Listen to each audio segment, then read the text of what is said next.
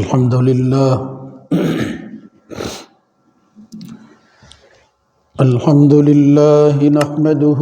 ونستعينه ونستغفره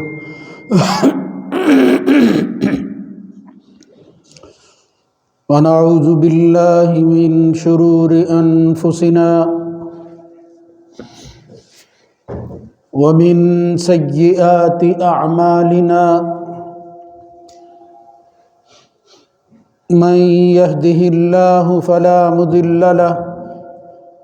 ومن يضلل فلا هادي له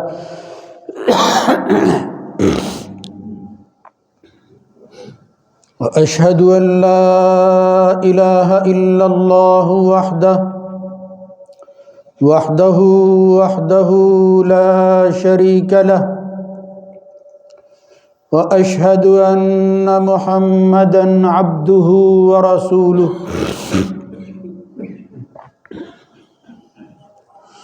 اللهم صل على محمد وعلى آل محمد كما صليت على إبراهيم وعلى آل إبراهيم إنك حميد مجيد اللهم بارك على محمد وعلى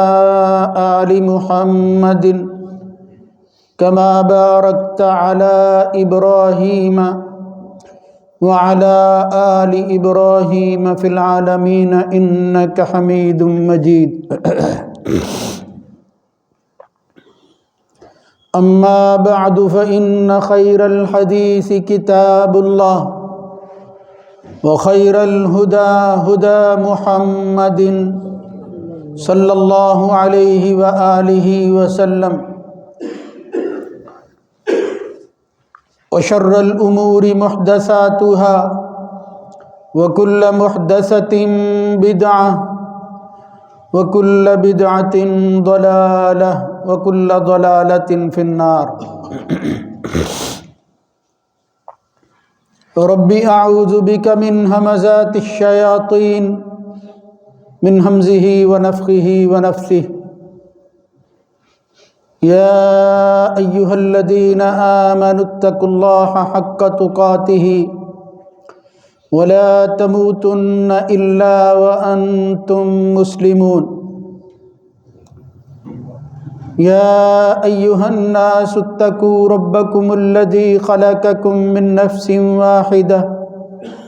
وخلق منها زوجها وبث منهما رجالا كثيرا ونساء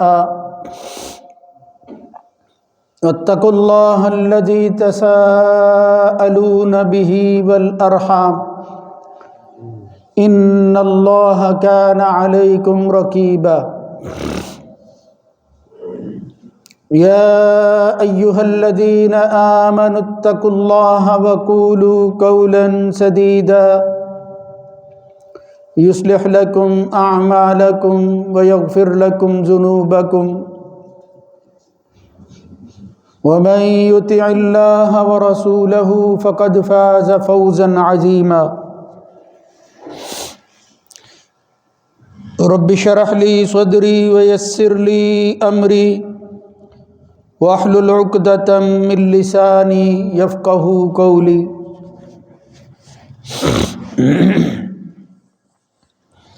الشهر الحرام بالشهر الحرام والحرمات قصاص فمن اعتدى عليكم فاعتدوا عليه بمثل ما اعتدى عليكم واتقوا الله واعلموا أن الله مع المتقين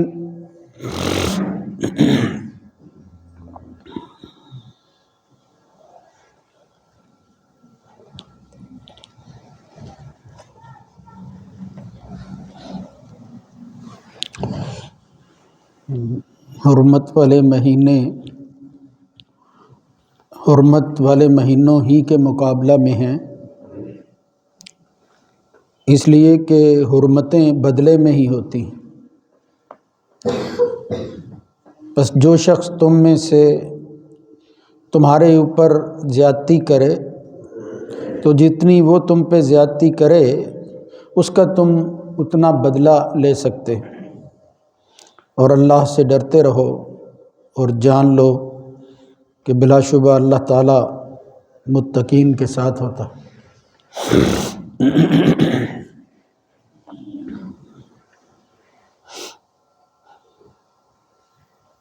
ہر قسم کی حمد و ثنا اللہ مالک الملک کے لیے ہے، جو تمام جہانوں کا خالق اور مالک ہے۔ درود و سلام اس کے آخری نبی مکرم جناب محمد الرسول اللہ صلی اللہ علیہ وآلہ وسلم کی ذات گرامی پر۔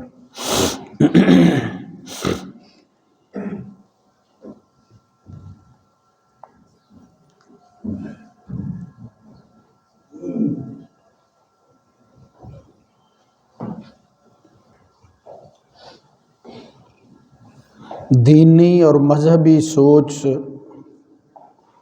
جن بنیادوں پر قائم ہے،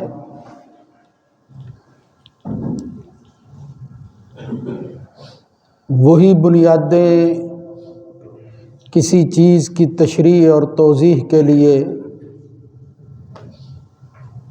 ہر صورت میں استعمال کی جا سکتی ہیں اور استعمال ہونی چاہیے۔ یعنی بنیاد سے لے کر اس کے پھل تک ہمیں پابند رہنا ہے ان چیزوں کا جو چیزیں ہمیں اللہ سے جوڑتی ہیں، یا ان واسطوں کا جو اللہ کا قرب حاصل کرنے کا ذریعہ بنتی ہیں۔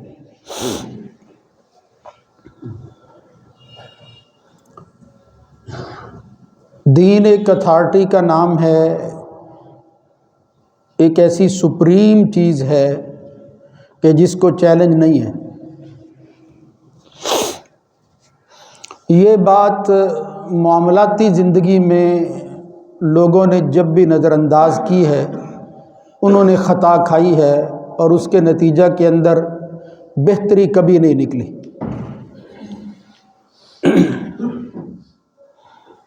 یہی بات ہے جو محمد الرسول اللہ صلی اللہ علیہ وآلہ وسلم نے وقتاً فوقتاً تکرار کے ساتھ کسی نہ کسی حوالہ سے اپنے مخاطبین کو سمجھائی ہے، اور پھر وہی بات انہوں نے آگے منتقل کی۔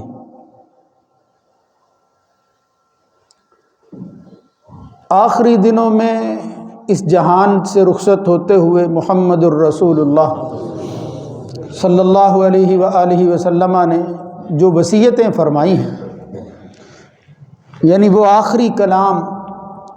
آخری دنوں میں جو سامنے آتا ہے، اس میں سے ایک یہ ہے کہ حضور نے خطبے میں کہا اوصیکم بتقوی اللہ والسمع والطاعہ، میں تمہیں اللہ کا تقوی اختیار کرنے کی وصیت کرتا ہوں، اس پر زندگی گزارنا ہے۔ ظاہری اعتبار سے سمع و طاعت، اپنے سربراہان اور اولو الامر کی اطاعت وہ تم پر واجب۔ یہ میں اس لیے کہہ رہا ہوں، فرمایا کہ میرے بعد فَسَيَرَى اخْتِلَافًا كَثِيرًا، تم بہت اختلاف دیکھو گے۔ اس اختلاف کو روکے ہوئے ہے ذات رسول، اور ان کی موجودگی کے اندر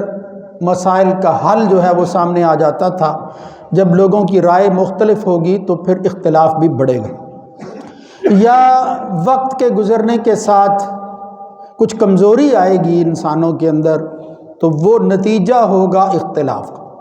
یعنی اس کے نتیجہ میں پھر اختلاف سامنے آئے گا۔ اب کیا کرنا ہے تم نے ایسی صورت میں؟ فرمایا علیکم بسنتی وسنت الخلفاء الراشدین المہدیین،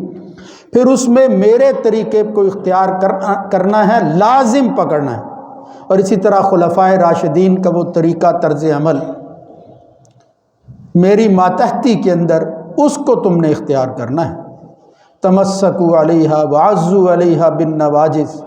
بالکل اسی طرح جس طرح آدمی دھاڑوں کے ساتھ مضبوطی سے کوئی چیز پکڑتا ہے، اس کو بھی تم نے اسی طرح اختیار کرنا۔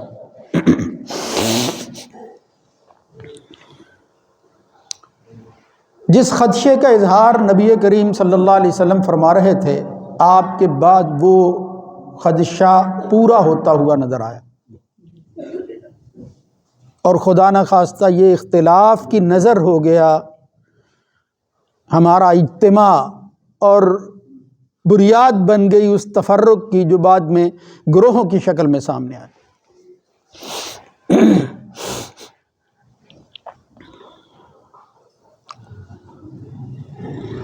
یہ اختلاف کئی طرح کا ہے،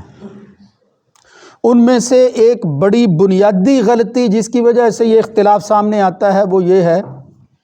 کہ انسان اپنے طور پر یہ سمجھتا ہے کہ جو چیز اچھی ہے اس کو اختیار کرنے میں وسعت ہے، وہ جیسے چاہو اختیار کر لو، جب چاہے اختیار کر لو۔ یہ جب اور جیسے کا فیصلہ جب انسان نے اپنے ہاتھ میں لیا ہے تو پھر میدان کھلا ہوا نظر آیا ہے، پھر وہ جو قید تھی، جو حدود تھی، وہ نظر انداز ہو گئی، اور پھر اس کے نتیجہ کے اندر اس سنت کے مقابلہ میں ایک نیا دین جو ہے وہ سامنے آیا، جس کو حضور نے فرمایا تھا یہ بدعت ہے، یہ دین ہے لیکن اللہ کا، رسول کا نہیں، انسانوں کا بنایا ہوا دین ہوگا، جس کو بدعت کہتے ہیں۔ بدعت یعنی انسانی خواہشات کے نتیجہ میں پیدا ہونے والا مذہب یا دین، یہ بڑی خطرناک چیز ہوتی ہے۔ بظاہر یوں لگتا ہے کہ شاید یہ کسی کا کوئی مسلکی اختلاف ہے جس کی وجہ سے اس کو اچھالا جاتا ہے، جبکہ یہ بنیادی اختلاف ہے، بنیادی سنت کے مقابلہ میں آنے والی چیز، اس کو بدعت شمار کر کے ہر خطبہ میں محمد الرسول اللہ صلی اللہ علیہ وسلم جس بات کو دہراتے تھے اور آج تک یہ امت دہرا رہی ہے اور قیامت تک دہراتی رہے گی، وہ یہی ہے، اما بعد فإن خیر الحدیث کتاب اللہ وخیر الہدی ہدی محمد صلی اللہ علیہ وسلم وشر الامور محدثاتها۔ تمام معاملات کی جڑ جو ہے وہ شر کی شکل میں اگر تم نے دیکھنی ہے تو محدثات، بدعات جو ہیں وہ شر الامور ہے۔ وَكُلُّ بِدْعَةٍ ضَلَالَةٍ، پھر فرمایا ہر گمراہی کا نتیجہ کیا ہے؟ وہ گمراہی کی شکل میں نکل، ہر بدعت کا نتیجہ گمراہی ہے۔ وَكُلُّ ضَلَالَةٍ فِي النَّارِ، اور پھر آگے بڑھتے جائیں، یہ گمراہی انسان کو وہ جہنم میں لے جائے۔ یعنی جو انسان طالب ہے اس جنت کا، اپنی منمانی کی وجہ سے خدا نخواستہ جہنم خرید لیتا ہے اور اس بات کو معمولی سمجھتا ہے۔ آج اس وقت ہم جس مہینے میں ہیں یہ رجب کا مہینہ، ماہ رجب، اسلامی ہجری تقویم کا 7واں مہینہ ہے، اور اس مہینے کی یہ فضیلت اور عظمت ہے کہ یہ سال کے 12 مہینوں میں سے ان 4 مہینوں میں سے ایک ہے جس کو اللہ اور اس کے رسول نے حرمت والے مہینے قرار دیے ہیں، محترم مہینے، عزت اور توقیر والے مہینے۔ ان عدت الشہور عند اللہ 12 شہرا فی کتاب اللہ یوم خلق السماوات والارض، یہ جو گنتی ہے، یہ جو مہینوں کی تعداد ہے، یہ انسانی بنائی ہوئی نہیں، اللہ کی بنائی ہوئی، یعنی اس کا پابند رہنا ہے ہم نے، اس میں کسی طرح کی تبدیلی، خواہ وہ زمانی ہو یا مکانی، کسی طرح کی بھی، اس کے اندر کیے جانے والے اعمال کے حوالہ سے حضور نے فرمایا اس کا اختیار بھی اللہ کو ہے۔ منہا اربعۃ حرم، ان 12 میں سے 4 مہینے حرمت والے مہینے، ذالک الدین القیم، بس دین انہی کے اندر، انہی 12 مہینوں کے اندر ہے، الگ سے نہیں ہے۔ جب یہ 12 مہینوں کا تذکرہ ہوا، فرمایا فلا تظلموا فیہن انفسکم، یاد رکھو پھر 12 مہینوں میں بالعموم اور 4 مہینوں میں بالخصوص اپنی جانوں پر ظلم نہ کر بیٹھنا۔ وہی بات جو میں پہلے عرض کر رہا ہوں، اپنی خواہشات کی تکمیل کے اندر وہ کچھ نہ کر گزرنا کہ جس کی وجہ سے ان مہینوں کی تعظیم تمہارے کسی کام نہیں آئے گی، بلکہ یہ مہینے جو ہیں ان میں کیے ہوئے تمہارے بد اعمال عام مہینوں کے مقابلہ میں کئی گنا بڑھ جائیں گے۔ جس طرح ثواب بڑھتا ہے رمضان کے مہینے کے اندر، جمعے کے دن کے اندر، مکہ اور مدینہ کے اندر، یعنی زمانی اور مکانی دونوں حوالوں سے، بالکل اسی طرح ثواب کے ساتھ ساتھ یہ گناہ بھی بڑھتے ہیں، ان میں بھی اضافہ ہوتا ہے جب آدمی لاپرواہ ہو جاتا ہے۔ محمد الرسول اللہ صلی اللہ علیہ وسلم نے یہی فرمایا تھا کہ خطاب کرتے ہوئے رسول اللہ صلی اللہ علیہ وسلم نے فرمایا کہ اللہ کے ہاں مہینے وہی قرآن مجید کی تشریح میں وہ 12 ہے، منہا اربعۃ حرم ثلاث متوالیات ذو القعدۃ وذو الحجۃ والمحرم۔ محمد الرسول اللہ صلی اللہ علیہ وسلم نے جب آخری خطبہ فرمایا ہے تو اس میں فرمایا کہ 4 مہینے حرمت والے ہیں جن میں 3 تسلسل کے ساتھ ہیں، بالترتیب، ذوالقعدہ سے شروع ہوتے ہیں اور محرم پر ختم ہوتے ہیں، یعنی سال کا آخری مہینہ بھی محترم ہے اور اس کا پہلا مہینہ بھی وہ محترم ہے۔ اور پھر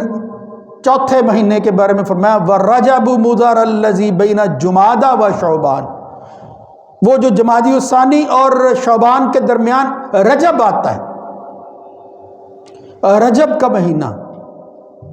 وہ مہینہ بھی انہی 3 مہینوں کی طرح محترم مہینوں میں سے ہے، اشہر حرم میں سے، اس کی تعظیم بھی اتنی ہے جتنی ان مہینوں کی۔ اب کچھ چیزیں جہالت میں اس وقت کے لوگوں نے اختیار کر رکھی تھی، اور وہ تھی رسمن چیزوں کو اختیار کرنا۔ اللہ اور اس کے رسول نے کہا چیزیں رسومات نہیں، چیزیں عبادت ہوتی ہیں، عبادت یا عبادت ہے یا نہیں ہے، یا اگر عبادت ہے ایک طرف اللہ کی عبادت ہے، نہیں ہے دوسری عبادت جو ہے وہ کیا ہے، وہ شیطان کی عبادت ہے وہ بھی بندگی، یعنی جب اللہ کی بندگی چھوڑیں گے اس کے نتیجہ کے اندر پھر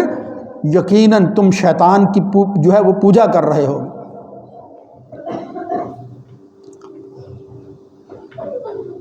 3 مہینے بالخصوص اللہ نے جس ترتیب کے ساتھ رکھے تھے اپنے نبی محمد الرسول اللہ صلی اللہ علیہ وسلم کی زبان سے، اس سے معلوم ہوتا ہے کہ ایک طرف قرآن ہے، اللہ کی کتاب ہے، وہ ہرگز سمجھ نہیں آ سکتی، اس کی تشریح اور توضیح جو ہے وہ اپنی خواہشات کے مطابق نہیں ہو سکتی۔ آج سب سے بڑا مسئلہ کہ لوگ اپنی خواہشات کو، اپنی زبان کو اللہ کی زبان قرار دینے کی کوشش کرتے ہیں، قرآن یہ کہتا ہے، اور پھر اس کی تشریح اور توضیح کے اندر انکار کرتے ہیں اس کا جو دراصل تشریح اور توضیح ہے، اور وہ کیا ہے، وہ ہے نبی کریم صلی اللہ علیہ وسلم کی حدیث اور سنت،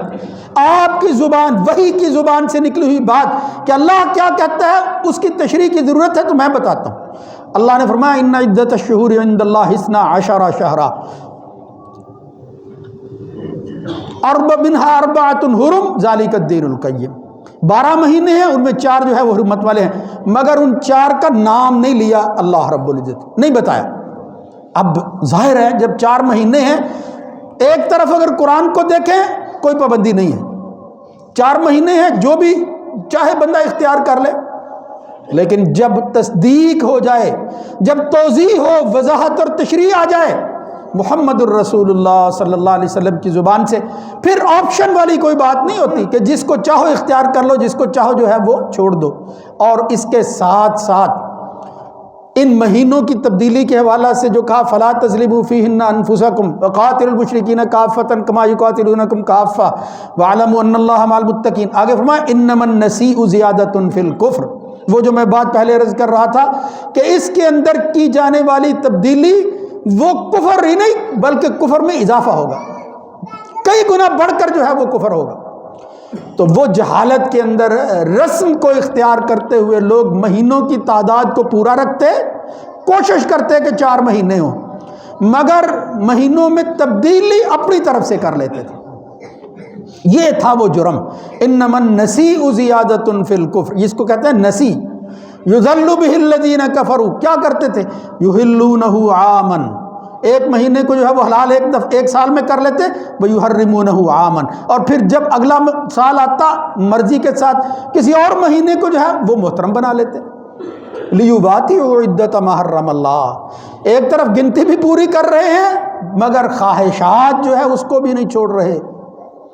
اپنی خواہشوں کے مطابق رمضان کے مہینے کو محترم مہینہ قرار دیا۔ حالانکہ اگر دیکھا جائے واقعی خواہشات کی جب بات ہو تو رمضان سے بڑھ کر محترم کون سا مہینہ ہو سکتا ہے، مگر محمد الرسول اللہ صلی اللہ علیہ وسلم نے حد بندی قائم کر دی تھی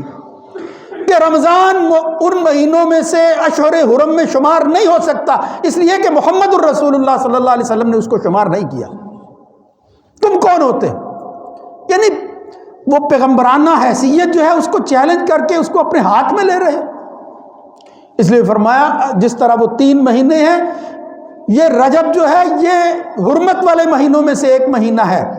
لیکن اس کے مقابلہ میں یہ نہیں ہے تم رمضان کو محترم بنا لو، شوال کو بنا لو، یعنی اپنی مرضی کے ساتھ صرف گنتی پوری کرو مقصد براری کی خاطر۔ یہ رسم جب ہوتی ہے تو وہ ایسا ہی ہوتا ہے، رسم آزاد ہوتی ہے اور عبادت جو ہے وہ پابند کرتی ہے انسان کو، پابندی اختیار کرنے کے لیے کہتی ہے۔ انسان جو ہے وہ پابند رہتا ہے، مومن وہ پابندی اختیار کرتا ہے، ان حدود کے اندر رہتا ہے جو اللہ اور اس کے رسول نے مقرر کی ہے۔ اس مسئلے کو سمجھایا ہے اللہ اور اس کے رسول نے، یعنی یہ صرف کہانی نہیں ہے کہ اللہ کہہ رہا ہے کہ 12 مہینے ہوتے ہیں، 4 ہوتے ہیں، ٹھیک ہے بھائی ان میں جو چاہو اختیار کرو، رسمیں بنا لو۔ اپنے طور پر وہ اس کی تعظیم کرتے تھے، اور کیا تعظیم کرتے تھے؟ دیکھو جی ہم اس کے اندر کسی پر زیادتی نہیں کرتے، یعنی پہلے زیادتی کر لی، گناہ کر لیا، وہ مہینہ جو محترم نہیں ہے اس کو محترم بنا دیا، بالکل اسی طرح جس طرح بنی اسرائیل کرتے تھے۔ پہلے اپنے ہی لوگوں کو جو ہے وہ گھروں سے نکال دیا، اپنے علاقے سے نکال دیا، در بدر جو ہے وہ پھرتے رہے، اور پھر جب کسی غیر قوم نے ان کو جو ہے وہ قید کر لیا تو ان کو چھڑانے کی خاطر جو ہے وہ پیسے خرچ کرنے لگے۔ انہوں نے کہا ہماری آر اور ننگ ہے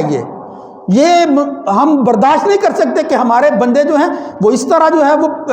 بکتے پھریں، ہم یہ نہیں کہہ سکتے، ہم ان کو جو ہے وہ قید نہیں رکھنا چاہتے، ہم ان کو آزاد کروانے کے لیے پیسے خرچ کریں گے۔ یہ سورہ بقرہ میں اللہ رب العزت نے بیان فرمایا ہے، تو فرمایا وہ ان کو نکالنا جو ہے وہ بھی جرم تھا، چاہے جائے کہ اب تم جو ہے ان کے لیے صدقے خیرات کر رہے ہو، یعنی ایک طرف اپنی منمانی خواہش کی، اس کا نتیجہ کیا نکلا کہ دونوں احکامات ٹوٹ گئے۔ بالکل اسی طرح یہ امت جو ہے یہ وہ رسول اللہ صلی اللہ علیہ وسلم کے بتائے ہوئے فرمان کے مطابق حذو النعل بالنعل، یہ بنی اسرائیل کے قدموں پر قدم رکھیں گے، جس طرح وہ چلے ہیں، اور آخر کار جو ہے وہ پھر منتج ہوا ان کا عمل وہ گناہ کی شکل میں، گمراہی کی شکل کے اندر، تفریق کی شکل کے اندر، ضلالت کی شکل کے اندر، پھر برباد ہو گئے، عبرت کا نشان بن گئے۔ خدا نہ خواستہ اگر اسی راستے پر یہ امت ساری چلتی رہی نتیجہ وہی نکلے گا، مگر اللہ رب العزت نے جو ہے وہ محفوظ رکھا ہے ایک گروہ کو جو حق پر قائم رہے گا اور آخر تک رہے گا۔ اب یہ امت جو ہے بن حیث الامت گمراہ نہیں ہوگی، اللہ رب العزت کی یہ جو ہے وہ عنایت اور مہربانی۔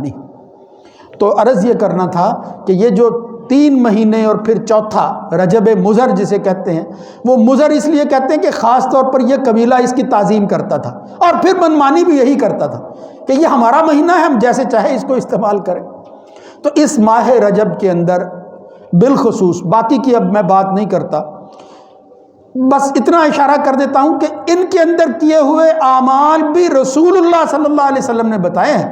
اور دیگر مہینوں کے مقابلہ میں کوئی خاص عمل افضلیت کے ساتھ ثابت ہو، کوئی نماز ہو، کوئی روزہ ہو، کوئی صدقہ ہو، کوئی خصوصی نماز کی شکل ہو، کوئی رسول اللہ صلی اللہ علیہ وسلم سے کسی صحیح سند کے ساتھ کسی طرح کا کوئی عمل رجب کے مہینے میں ثابت نہیں ہے۔ سب سے پہلے آپ نماز کو لیں، یہ حضور کے بعد حضور نے جو فرمایا تھا کہ میرے بعد اختلاف ہوگا اور تم اختلاف کی نظر ہو جاؤ گے، لوگوں نے کیا کیا؟ ایک نماز بنا لی، صلاۃ الرغائب اسے کہتے ہیں، شوق کی نماز، اور پھر بڑی فضیلت اس کی بیان کرتے ہیں۔ وہی رسموں والی بات، جب عبادت رسم بنتی ہے پھر آدمی کہتا ہے بس اس کو اختیار کر لو، باقی کرنے کی کچھ ضرورت نہیں ہے۔ تو رجب کا مہینہ جب شروع ہوتا ہے پہلی ہی جمعرات اور اگلے دن جمعہ ہوتا ہے، یہ جمعرات اور جمعے کی درمیانی شب کو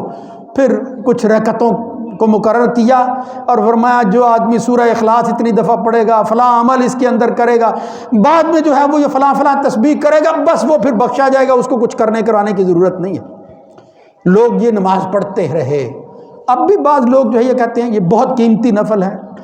مسجدوں میں لوگ آ جاتے ہیں اس مہینے کے اندر اور پھر اس پہلی جمعرات کے اندر نماز پڑھتے، اس کو ہے صلاۃ الرغائب۔ یہ اسی طرح کا عمل ہے جس طرح دیگر وہ بدعات ہیں کہ جو انسان نے بنائی ہیں عبادتیں، اللہ رسول نے نہیں بنائی۔ اب آپ دیکھ لیں یہ کتنا بڑا جرم ہے، یعنی خواہ نماز ہی کیوں نہ ہو، آدمی کہتا ہے کہ نیک اعمال کے بارے میں آخر حرج کیا ہے؟ میرے بھائیو حرج اسی طرح ہے، محمد الرسول اللہ صلی اللہ علیہ وسلم فرمایا من قرأ حرفا من کتاب اللہ فلہ بہ حسنۃ والحسنۃ بعشر امثالها۔ رسول اللہ صلی اللہ علیہ وسلم نے فرمایا جو قرآن مجید کی ایک حرف پڑھتا ہے اس کو 10 نیکیاں ملتی ہیں، 10 نیکیاں۔ اب یہی قرآن جب انسان پڑھتا ہے ایک ایک حرف کے بدلہ میں 10 نیکیاں ملتی ہیں، اور اگر یہی کام آدمی نماز کے اندر، نفلوں کے اندر، رکوع اور سجود کے اندر شروع کر دے، کیا حرج ہے اس میں؟ اس سے بڑا عمل کیا ہے؟ قرآن پڑھنا ہے میرے بھائیو، ایک ایک حرف کے بدلہ میں 10 نیکیاں ہیں۔ لیکن تمہارا یہ پڑھا ہوا قرآن نماز کے اندر اللہ کے لیے نماز پڑھ رہے ہو، لیکن رکوع اور سجود کے اندر جب تم قرآن مجید کی تلاوت کرو گے یہ قرآن ثواب دینے کی بجائے تمہارے لیے گمراہی کا سبب بن جائے گا۔ منع فرمایا محمد الرسول اللہ صلی اللہ علیہ وسلم نے، الا انی انہاکم ان تقرؤوا القرآن راکعا او ساجدا، اس طرح کے الفاظ جو ہے وہ حدیث میں آتے ہیں، میں تمہیں منع کرتا ہوں کہ رکوع اور سجدے کے اندر قرآن نہیں پڑھنا۔ یہ ہے دیکھو اتھارٹی والی بات، محمد الرسول اللہ صلی اللہ علیہ وسلم نے کہا، بتا دیا، فرمایا فیصلہ میں نے کرنا ہے، ورنہ انسان کی تو سوچ ہے ایک ایک حرف کے بدلہ میں اتنی نیکیاں مل رہی ہیں، کیا حرج ہے؟ یہ کیا حرج جو ہے وہ حرج یہ ہے کہ اس کا مطلب ہے دین جو ہے وہ محمد صلی اللہ علیہ وسلم نہیں بتا سکے، تم اس کو پورا کر رہے ہو، کمی تھی جو پوری کی جا رہی ہے، یا پھر من مانی خواہشات ہیں۔ کتنا بڑا مسئلہ ہے، آپ اس کو سمجھیں، قرآن پڑھنا کیا جرم ہے، لیکن فرمایا میں محمد تمہیں منع کرتا ہوں رکوع اور سجود کے اندر اگر پڑھو گے کوئی ثواب نہیں ہوگا، تمہاری نماز ضائع ہو جائے گی۔ بالکل اسی طرح میرے بھائیو یہ صلاۃ الرغائب حضور سے ثابت نہیں ہے، اللہ کے رسول نے نہیں پڑھی، اجازت نہیں دی، اس کی کوئی فضیلت نہیں ہے اس مہینے کے اندر پڑھنے کی الگ سے، یہ تمہارے لیے ثواب نہیں ہے، معاملہ دوسری طرف چلا جائے گا۔ بالکل اسی طرح پھر ہم کہتے ہیں شاید اس مہینے کے اندر کوئی خاص روزے ہیں، تو اب وہ روزوں کے حوالے سے بھی کوئی روایت ثابت نہیں ہے، بلکہ حضرت عمر سے ایک صحیح قول جو ہے وہ آتا ہے بالکل صحیح سند کے ساتھ کہ وہ کھانا رکھ کے لوگوں کو جو ہے وہ چھڑی کے ساتھ مارتے اور کہتے ہیں کہ یہ حضور کے اتنی جلدی بعد جو ہے وہ آپ نے اس رجب کے مہینہ میں جہالت کی رسم کو پورا کرتے ہوئے روزہ رکھنا شروع کر دیا ہے۔ اس مہینے کے اندر کوئی روزہ ثابت نہیں، اس لیے فرماتے تم کھانا کھاؤ تم اس کو۔ یہ صلاۃ الرغائب ہو، یہ روزہ رکھنا ہو، اسی طرح پھر کچھ لوگ کہتے ہیں اس مہینے میں عمرہ کرنا وہ دیگر مہینوں کے مقابلہ میں بڑے ثواب کا کام ہے۔ صحیح بخاری کے اندر روایت آتی ہے، جناب عائشہ صدیقہ رضی اللہ تعالیٰ عنہ کہتی ہیں، ان سے پوچھا گیا، ان سے کہا گیا کہ عبداللہ ابن عمر وہ ابو عبد الرحمن کہتے ہیں کہ رجب کے مہینہ میں حضور نے جو ہے وہ عمرہ کیا تھا، 4 عمرے کیے، اس میں سے ایک رجب کے مہینہ میں تھا۔ لوگوں نے کہا یہ سنت ہے، تو عائشہ صدیقہ رضی اللہ تعالیٰ عنہ کہتی ہیں میں ہر عمرے میں اللہ کے رسول کے ساتھ تھی، ما اعتمر رسول اللہ صلی اللہ علیہ وسلم فی رجب قط، اللہ کے رسول نے رجب کے مہینہ میں کوئی عمرہ نہیں کیا۔ اس لیے یہ خاص طور پر عمرہ کرنے میں کوئی حرج نہیں ہے، عمرہ بڑے ثواب کا کام ہے، لیکن فضیلت کے ساتھ یہ کہ رجب کے مہینہ میں یہاں سے شد رحال اختیار کر کے حضور کی قبر کی زیارت کرنا، وہاں پہنچنا مدینے کے اندر، یہ بھی مسئلہ ہے، بڑی فضیلت ہے۔ کہتے ہیں عام دنوں کے مقابلہ میں اس رجب کے مہینہ میں آدمی جو ہے وہ جب جاتا ہے بڑی فضیلت والا عمل کرتا ہے، تو گناہ دھلتے ہیں انسان کے، نیکیوں میں اضافہ ہوتا ہے، یہ کوئی معمولی عمل ہے۔ لیکن میرے بھائیو یہ بھی عمل بالکل اسی طرح خس و خشاعت کی طرح بہ جاتا ہے جب دلائل کی بات آتی ہے۔ محمد الرسول اللہ صلی اللہ علیہ وسلم نے ایسا کچھ نہیں کہا، اور پھر اس کے ساتھ ساتھ جب رسومات کی بات ہوتی ہے تو پھر اس کی 22 تاریخ کو کھانے پینے کا انتظام ہمارے کچھ بھائی کرتے ہیں، نام کیا رکھا گیا ہے؟ رزق میں اضافے کا عمل۔ 22 رجب کے کنڈے امام جعفر صادق کے نام، ان کے توسل سے بھائی دعا کریں گے، کھلائیں گے لوگوں کو، بے خاص قسم کی وہی اس کو ہوا نہیں لگنی چاہیے، صبح کے وقت جو ہے وہ کھانا جو ہے پہلی دفعہ کھلنا چاہیے، کئی کچھ لکھا ہوتا ہے۔ رجب کے کنڈے، یہ ویسے اللہ کا شکر ہے کہ اب بظاہر نظر آتا ہے کہ شاید اس میں کمی آ گئی ہے، مگر ایک کہانی لوگوں کو بالخصوص جب مالی مسئلہ ہو لوگ تو لپکتے ہیں، اٹریکٹ ہوتے ہیں، بھئی رزق میں اضافہ ہونا چاہیے۔ اگر ایک لکڑہارا جو ہے وہ بادشاہ بن سکتا ہے اس حضرت امام جعفر صادق کے توسل سے رسم اور نیاز دینے پر، کیا حرج ہے، ہم بھی کر لیں۔ بہت برا سمجھا جاتا ہے کہ یہ کیا آپ باتیں کر رہے ہیں، اختلاف۔ یہ محمد الرسول اللہ صلی اللہ علیہ وسلم سے عبادت نہیں ہے، ثابت نہیں ہے کوئی بھی عمل، اور پھر غیر اللہ کے نام پر، خواہ وہ غیر اللہ جو ہے وہ امام ہی کوئی بڑا کیوں نہ ہو، کس نے اجازت دی ہے کہ 22 رجب کو خاص طور پر، اور پھر 22 رجب ہی کا دن کیوں ہے؟ یہ امام جعفر والی کوئی فضیلت اور کہانی تو خود ساختہ بنائی ہوئی ہے۔ دوسری طرف معاملہ یہ ہے کہ 22 رجب کو مسلمانوں کا ایک جلیل القدر کمانڈر، حضور کے ایک صحابی جناب امیر معاویہ رضی اللہ تعالیٰ عنہ کی وفات کا دن ہے۔ دیکھو کس طرح جو ہے وہ حملہ ہوتا ہے، یعنی اصولوں کو جو ہے وہ کس طرح پامال کیا جاتا ہے، کس رنگ کے اندر شیطان جو ہے وہ انسان کو جو ہے وہ اپنے رنگ میں جو ہے وہ رنگ لیتا ہے، اور پھر اس کو ہوش ہی نہیں آتی کہ وہ کیا کر رہا، بس ایک رسم چلی ہے، اس کے پس منظر میں کیا ہے کوئی پرواہ نہیں ہے کسی کو، کون کرتا ہے سب اس کی نظر ہو جاتے ہیں۔ یہ کوئی ایک بات نہیں، اس کے علاوہ بے شمار ایسی چیزیں ہیں جو اس مہینے کے اندر سارے مہینے کو محترم کہتے ہیں۔ ایک روایت یہ بھی میں وضاحت کر دوں کہ جہالت کے زمانہ کے اندر ایک کام ہوتا تھا، رسول اللہ صلی اللہ علیہ وسلم نے، بخاری اور مسلم کی روایت ہے، ان دونوں کو منع فرما دی، فرمایا لا فرع ولا عتیرہ تھا۔ یہ فرع بھی کوئی چیز نہیں ہے، وہ کیا ہے کہ اول نتاج کان ینتج یذبحونہ لتواغیتہم، جب کوئی بچہ جو ہے وہ جنتی اونٹنی پہلا بچہ جنتی تو اس کو جو ہے وہ اپنے تواغیت، اپنے بتوں کے لیے وقف کر دیتے تھے، اس کو کہتے ہیں فرع۔ اور العتیرہ ایک قربانی ہوتی تھی جو رجب کے مہینے میں وہ کرتے تھے، جہالت کے زمانے میں رسم تھی، چلی آ رہی تھی۔ محمد الرسول اللہ صلی اللہ علیہ وسلم نے اپنے قدموں تلے روند کر کہا لا فرع ولا عتیرہ، یہ سب رسمیں ہیں، عبادت نہیں ہے۔ اگر اللہ مجھے کہتا تو میں اس کو عبادت بنا دیتا، لیکن یہ عبادت نہیں ہے۔ کوئی قربانی اس مہینہ میں الگ سے نہیں ہے، کوئی فرع، کوئی عتیرہ،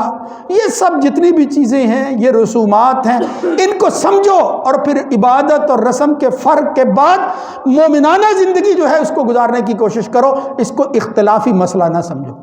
یہ سخت باتیں ضرور ہیں جو میں آج عرض کر رہا ہوں، لیکن میرے بھائیو یہ حقائق ہیں، ان سے آگاہ کرنا اور دوسرے مسائل پر جو ہے وہ لیکچر دیتے رہنا اور پھر سمجھنا کہ لوگ بڑے متاثر ہو رہے ہیں، یہ شاید بددیانتی۔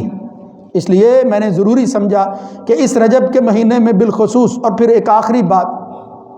کہتے ہیں اس مہینے کے اندر معراج ہوئی، محمد الرسول اللہ صلی اللہ علیہ وسلم معراج ہوا، اس میں کوئی شک نہیں ہے۔ حضور کی عظمت کے لیے بے شمار اور واقعات بھی ہیں، لیکن اللہ کے رسول کے ساتھ یہ واقعہ اپنے پاس اللہ نے بلا کر حضور کی شان کو جو بلند کیا ہے، یہ جتنی عظمت والا کام ہے، اس کا کیا مطلب ہے کہ اس کے ساتھ کوئی عبادت وابستہ ہے؟ اگر کوئی عبادت وابستہ ہوتی تو یہ واقعہ جو ہے وہ مکہ کے اندر ہوا ہے، پھر مدینے کے اندر کھلی آزادی ملی ہے مسلمانوں کو عبادت کرنے کی۔ اللہ کے رسول اپنی زندگی کے اندر یہ دن جب بھی آتا کچھ تو کرتے، لوگوں کو یاد دلاتے۔ آپ سن کر حیران ہوں گے کہ اسلامی تاریخ کے اندر اتنی محفوظ تاریخ ہے، کوئی مہینہ بھی ثابت نہیں ہے کہ معراج کس مہینہ میں ہوئی ہے، بلکہ اکثر لوگ کہتے ہیں کہ رجب کے مہینے میں نہیں، وہ تو ربیع الاول میں ہوئی ہے، ربیع الاول میں ہوئی، یعنی مہینے کا پتہ نہیں ہے، چاہے جائے کہ تاریخ جو ہے وہ آپ اس کو پکا کر لیں، 27 رجب ضروری ہے اسی طرح۔ تو یہ سب باتیں، اور پھر رات کو عبادت کرنی ہے، 27 تاریخ کو حضور نے جو ہے وہ معراج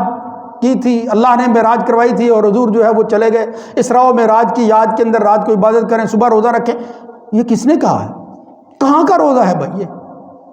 اس لیے میرے بھائیوں یہ چند وہ چیزیں جو اس مہینے سے وابستہ کر دی گئی، لوگ اس کو اپنائے ہوئے ہیں عبادت سمجھ کر، عقیدت کے رنگ کے اندر ان رسومات کو دین بنا کر جب پیش کیا جا رہا ہے، تو پھر میری ان باتوں کو سن کر آپ اپنے خدا نخواستہ تیوری نہ چڑھائیں، اس کو برا محسوس نہ کریں، اس کو کوئی مسلکی اختلاف کی نظر کر کے جو ہے وہ بات کو نظر انداز نہ کریں۔ یہ صحیح حقائق ہے، یہ بدعتیں ہیں، یعنی وہ گمراہیاں ہیں جو انسان کو گناہ کی طرف لے جاتی ہیں، اور یہ بدعت ایک ایسی گمراہی ہے جو انسان کو جہنم کی طرف لے جاتی ہے۔ اللہ رب العزت ہمیں جو ہے وہ جہنم سے محفوظ فرمائے، اللہ رب العزت ایسے اعمال کرنے کی توفیق دے جس سے ہم جنت کا قرب حاصل کریں، اللہ کا قرب حاصل کریں۔ اقول قولی ھذا استغفر اللہ لی ولکم ولسائر شیخ شہر بہت بیمار ہے،